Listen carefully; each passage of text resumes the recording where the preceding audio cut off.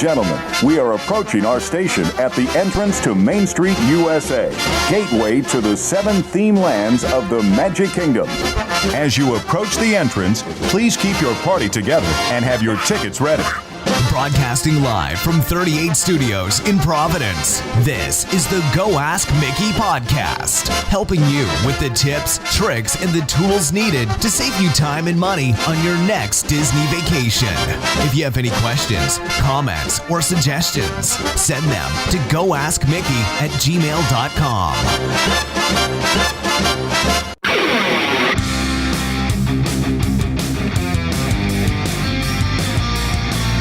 Hey, what's up, everybody, and welcome to another episode of the Go Ask Mickey podcast. My name's Jerry from goaskmickey.com, and joining me this week is, this one's a toughie, the illustrious, no, I think I used that one. How about, the reprehensible Fast Eddie. That's a good one. I gotta look that word up.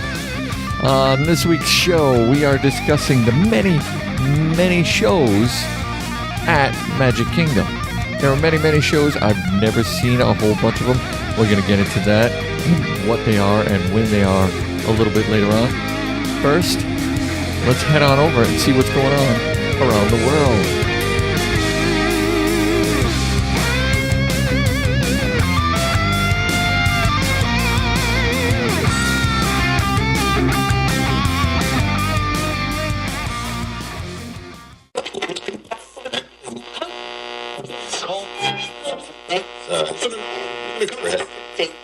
You're listening to the Go Ask Mickey podcast.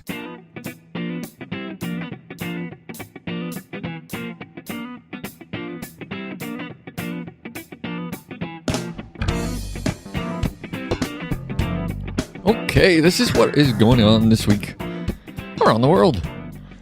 Magical Express is to be picked up 4 hours. Yes, 4 hours before flight departure. That's a lot of time before your flight takes off.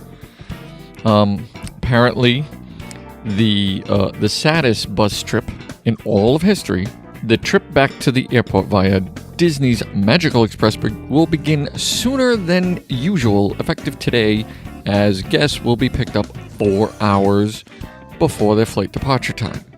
The reason for this change is due to enhanced TSA security measures and the advisement from Orlando International Airport that suggests that guests should be arriving 3 hours before their flight. Now, a lot of people question the pickup time and whether they should get an Uber to drop off at the airport. Now, if you have a pre-check, you're going to get in quicker through the airport, and there's no way of Disney to know whether you're getting a pre-check or not. So that's your decision to make. If you have a pre-check, you could have your luggage taken on the Magical Express. Yes, you can do that. It is okay. You can do these things. You send them to, if your airport or airline is able to pick up a Disney resort, then you are allowed to drop your luggage off, and then you could take an Uber or some kind of a transportation to the airport from whatever resort you're at. So now it doesn't matter which transportation you get there. You could take the Magical Express. They do check off your name. I've missed the Magical Express. We have missed it. So they don't not have your luggage penalized for this. They're not going to, hold off on your luggage. Your luggage is already at the airport. It's separate. One luggage goes one way, you go another way. It's not all on the same bus. Your luggage is already on the airport. It's already tagged. It's already going on that plane. So they're not going to hold your luggage ransom if you're not getting on that bus.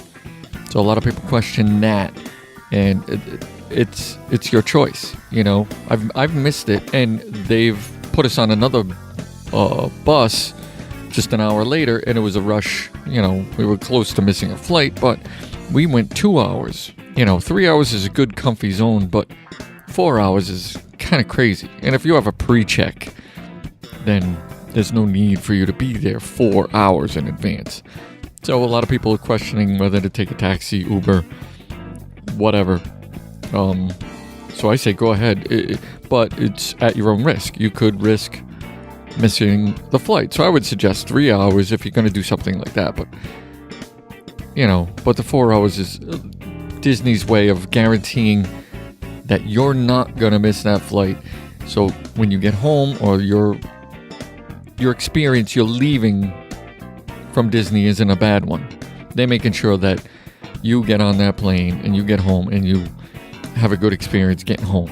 They don't care, whether it's 4 hours, 5 hours, whatever. They just want to make sure you get home so you're not, the last thing in your head is not going, well, the vacation was a disaster. I'm not going back there because I missed my plane and Disney's fault and they don't care and I'll never go to Disney again. No, they don't want that. Definitely use your judgment and, try not to miss your plane. All right, we have an update on the construction that's going on at Disney's Hollywood Studios. Now, this is a updated version of what's going to happen and what the timeline is going to be. So there are a lot of construction projects in the works at Magic Kingdom and at Epcot. There's no other park is going through quite as much as Hollywood Studios, which currently has only 4 rides, less than a dozen additional attractions to experience, while much of it's under construction. Like, all of it is pretty much under construction. However, that will, of course, change in the near future with the completion of several high-profile projects, beginning with one that is actually almost finished. So close. The confirmed to be completed by summer of 18. So we're the closest one is Toy Story Land, which is over the past few months. We've gotten a pretty good look at the construction progress for this land. Slinky Dog Dash and the Alien Swirling Saucer all but completed. You might be tempted to think that Disney would be ready to open this land in just a few weeks. However, Disney has declined to provide any information about opening the date for this new land, simply saying that they are looking at least 6 months down the line, targeting a summer of 18 opening date for Toy Story Land, though not confirmed, quote-unquote, not confirmed. We'd guess that Disney is probably thinking about Memorial Day for a grand opening, as this date is the unofficial start to summer and worked out very well in 2017 for Pandora, the World of Avatar. So there are no specifics available quite yet about the exact opening date. We do know that it won't be too long until the first big project at this park opens, which is hopefully soon. Now, the next one is rumored to be completed by early of 2019, and that is Mickey's and Minnie's Runaway Railway. This one looks absolutely awesome. Though the Great Movie Ride has been closed for a few months, construction on Mickey and Minnie's I'm terrible at saying this. Runaway Railway has been ramping up, with some sources reporting that Disney is looking to get this new attraction ready in just about over a year, with a targeting opening date of early 2019. Though we learned plenty of preliminary details about this new attraction when it was announced earlier this year. It's also reported that this attraction will be one of the most technical, impressive, yet to be constructed at Walt Disney World, with a trackless element that will see ride vehicles break apart and come back together as 4D elements pull guests in different directions, while next generation animatronics guide the storyline. So it seems like it's gonna be a good ride. This ride certainly sounds ambitious, and while it sounds like the actual structure that houses the attraction isn't changing, because there's so much technology going into this attraction, it's gonna be like 13 months before this attraction will open, which is a bit of a bummer, but there's even more in the reimagining of the Disney's Hollywood studios to come before the next decade, which is a long time to go. So you got Mickey's and Minnie's Runaway Railway as far as that, and then you also have the Disney Skyliner. A lot of people forget about this one. Now the Skyliner, or the gondola, whatever you want to call it, is rumored to be open early of 2019. And early this year, Disney confirmed that the gondola system was under construction and would connect Epcot with Disney's Hollywood studios and several resorts. Now, construction is underway on several of these stations that will connect these destinations, and while Disney has not provided any opening timeline yet for this project, rumors seem to indicate that there may be just over a year away from riding in a Skyliner cab, which is an exciting prospect and one we hope to hear confirmation of coming in the next few months. And then there is the all anticipated, waited for Star Wars Galaxy's Edge, which is confirmed to be opening in 2019. By the beginning of 2019, Disney's Hollywood Studios will have 3 new rides, a new restaurant, and hopefully a new transportation system.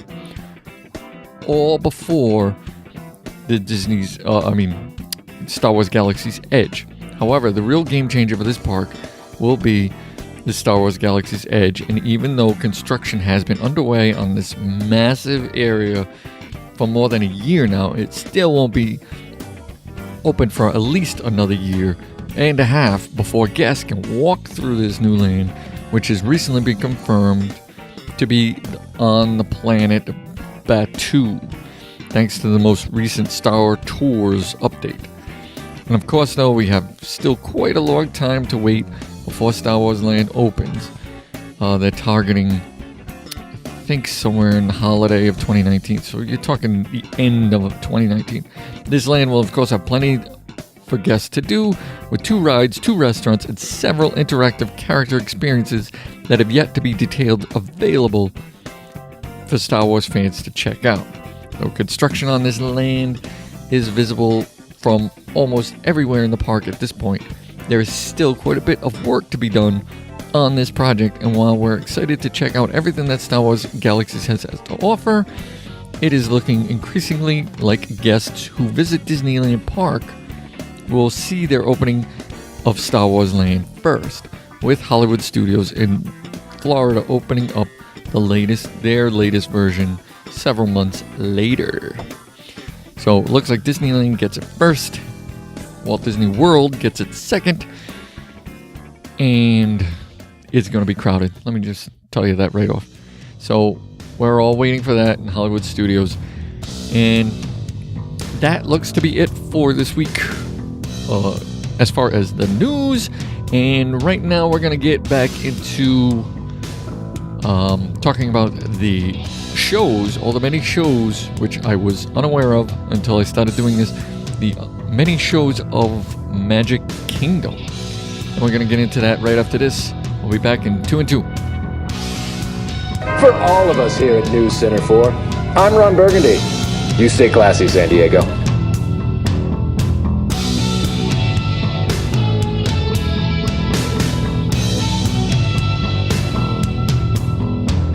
All right, this week we are talking about the many shows that are available at the Magic Kingdom, which I, for one, was clueless on all the amount of shows that there were available.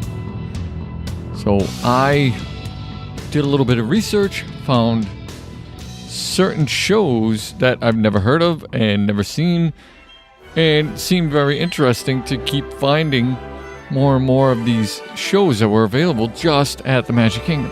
So I put together a list of all the shows, not of the show times, but of the shows themselves, and I wanted to, share a little bit with you as far as what is available and what you could see and do not just attraction-wise, but shows that are available at the Magic Kingdom, which I was surprised at. So the first one we're going to go with is the Magic Kingdom Welcome Show, which is available at the Cinderella's Castle first thing in the morning.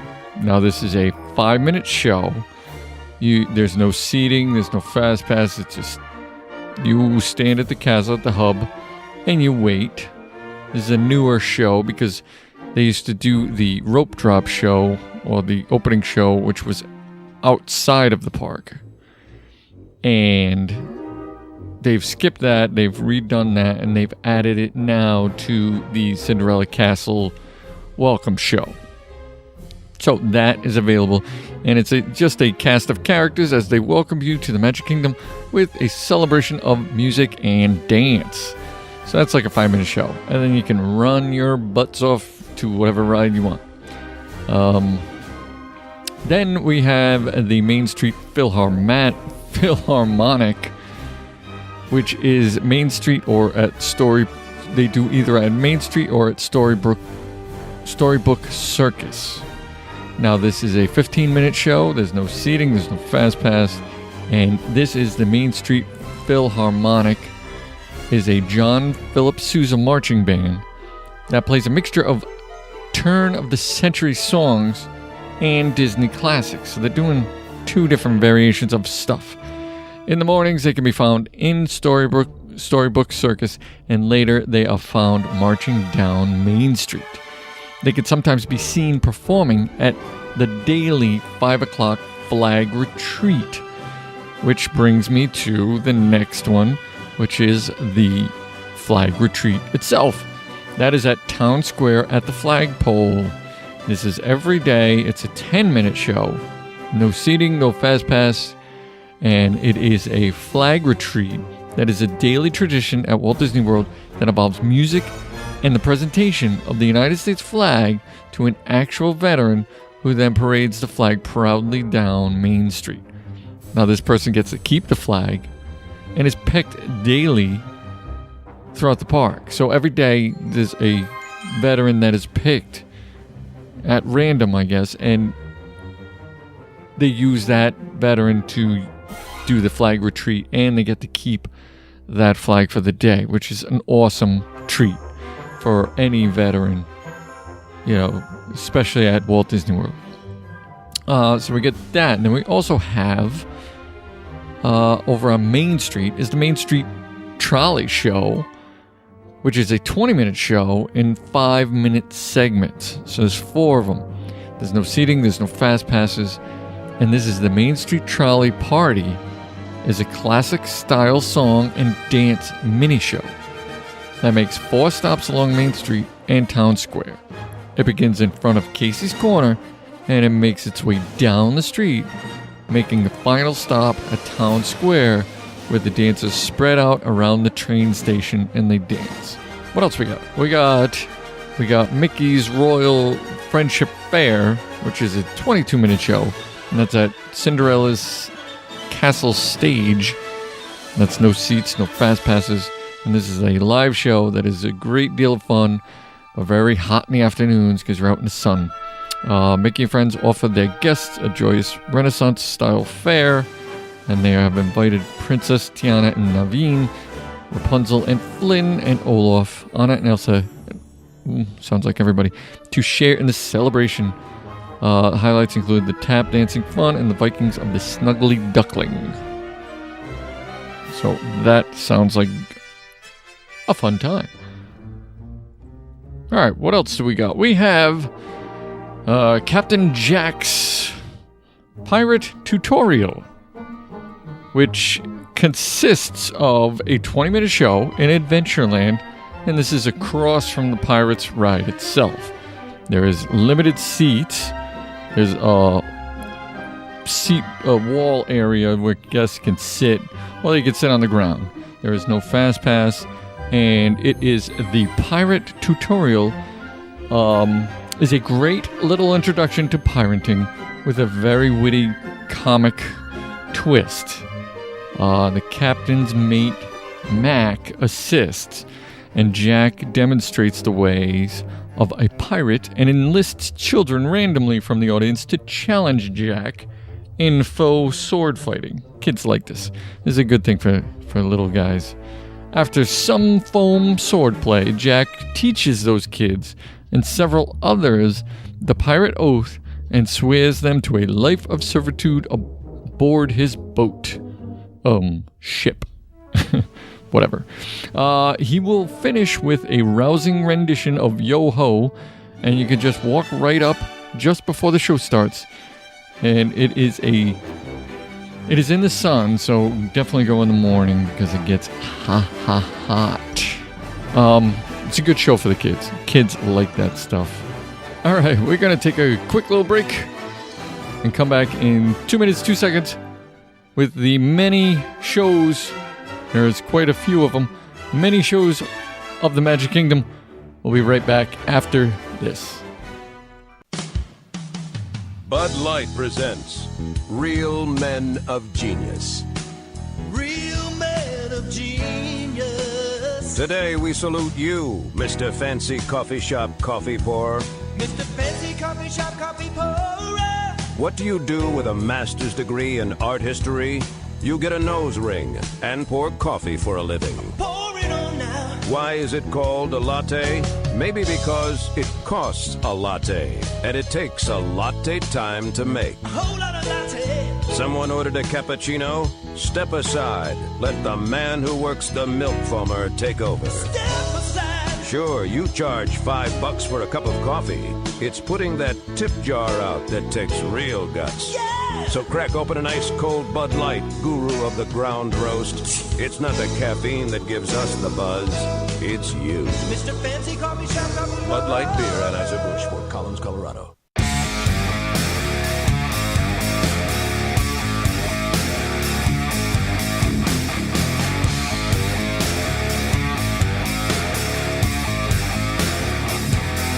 All right, we are back. This is the Go Ask Mickey podcast, and we are discussing the many shows at the Magic Kingdom and what shows are available for you to see on any given day, at any time.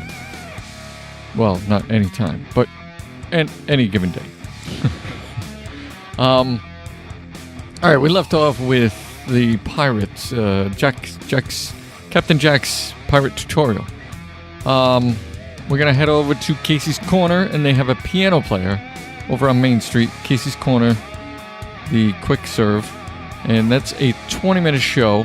No seats, no fast passes, and it is a Casey's Corner pianist offers some nice piano playing while you enjoy your meal. His piano is located right outside the establishment, and there are tables with umbrellas all around. Watch him tickle the old ivories and ebonies. No wait for this experience, and it's just nice to have little background music. Kind of reminds me of the Yeehaw Bob stuff that goes on. We also have, which is just around the corner, is the Dapper Dans. Now, the Dapper Dans is on Main Street. It's a 15-minute show. No seats, no fast passes. And this is a classic. The Dappers are a classic barbershop quartet that performs regularly on Main Street and in Town Square. They sing classic turn-of-the-century songs and might even mix in some Disney classics. These guys are great.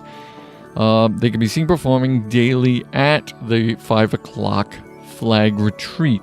That always happens at 5 o'clock. So, if you want to catch the flag retreat, you can also catch the Dapper Dance at the same time. So, it's a twofer. What else we got? We got the Electric Water Pageant. All right, now we got the Electric Water Pageant, which is at Seven Seas Lagoon and Bay Lake. So you don't need a park ticket to see this. This is the only one that you do not need a ticket to see. Well, technically, one of two. This is a floating light parade of fish, turtles, whales, stars, and flags. Green clovers and blue... No. Okay, sorry. Watch as it floats by the resort hotels around the Seven Seas Lagoon and Bay Lake. Just head down to the resort beach area for a great view.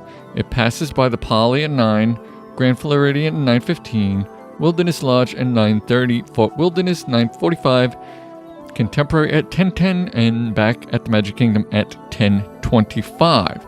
So it makes a full round at the Seven Seas Lagoon. So if you want to catch that, you can see that without a park ticket. That's the only one.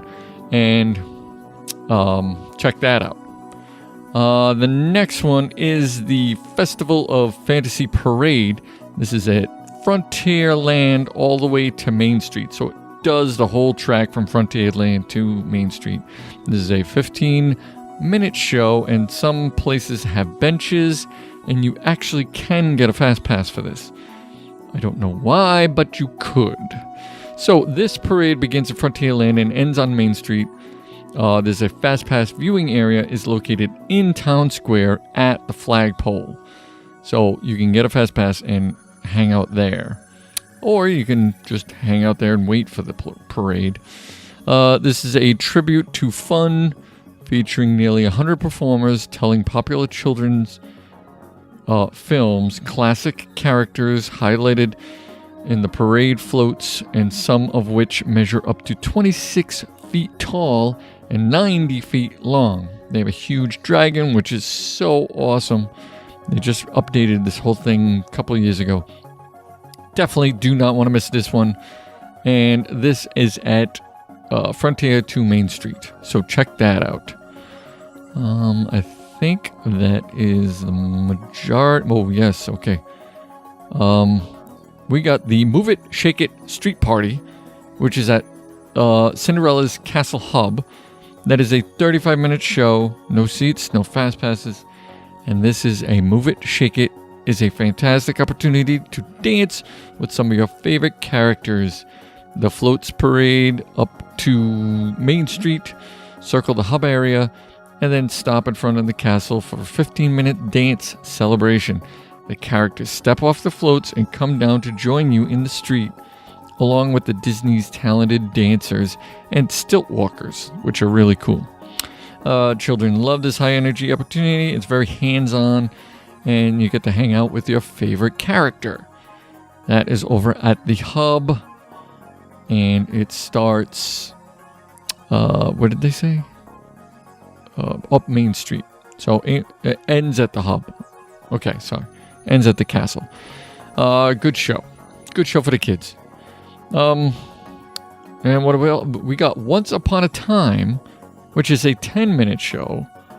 No seats, no fast passes, and it's a projection light show that uses a castle as a canvas. They've updated this, and it is amazing now. It is unlike anything you've ever seen. They use 3D mapping and technology to transform the castle into a wondrous and amazing piece of canvas. It is at best to stand in the hub area to get a great view, as the show is not as visible at wide angles or behind the castle at all. Meaning, it used to watch, the fireworks show outside of the park. Now it's difficult to see everything because they're using this type of technology, and they light up, do the mapping on the castle.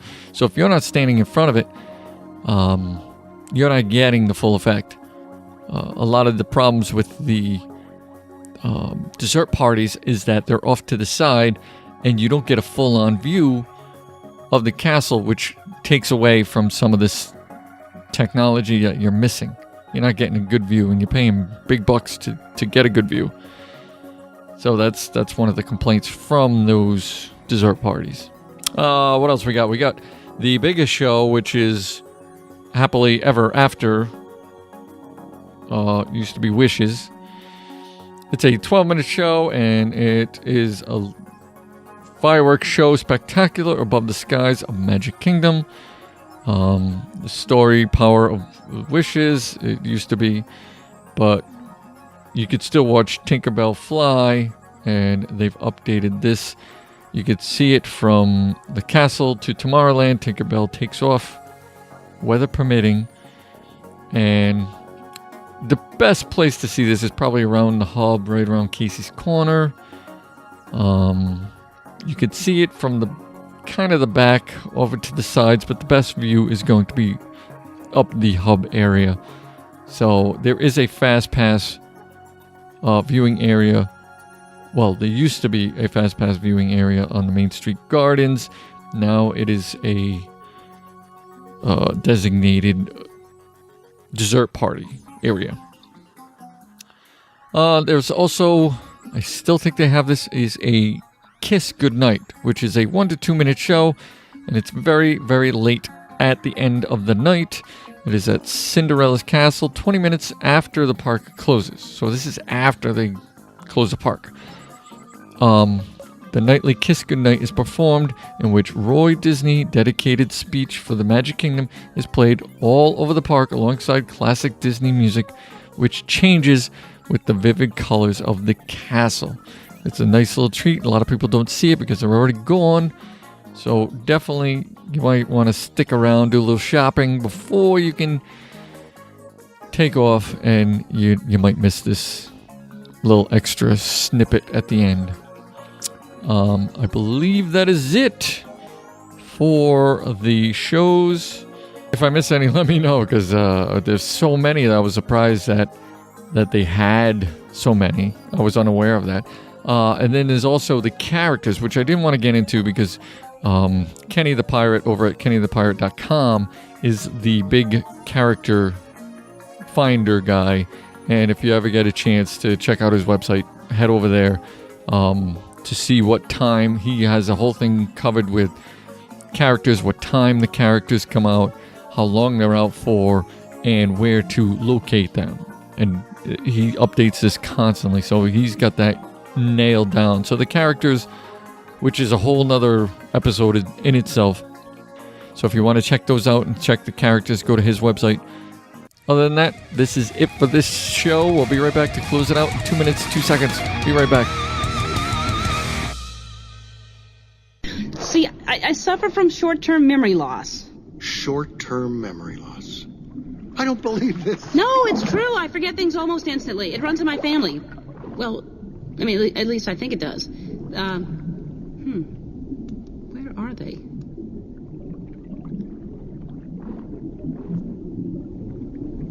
Can I help you?